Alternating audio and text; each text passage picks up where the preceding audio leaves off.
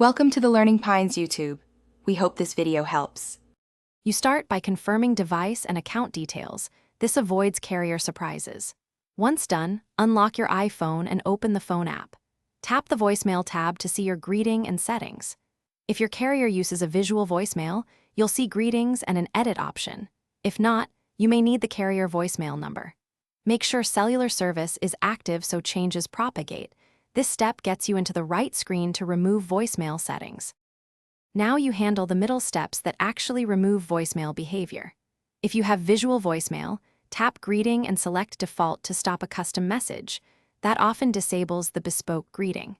If visual voicemail isn't available, call your carrier voicemail number and follow prompts to delete or disable the mailbox.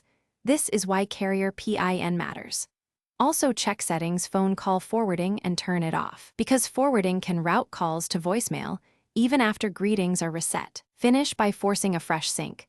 Restart your iPhone, which clears cached indicators and ensures the network registers changes. Once it reboots, test from another phone to see whether calls still go to voicemail. This verifies success. If voicemail still picks up, make sure call forwarding is off, then contact your carrier and request complete voicemail deactivation. They can remove the mailbox on their end. If needed, ask them to refresh your voicemail provisioning while you stay on the line. Thanks for watching. Consider subscribing if we helped you.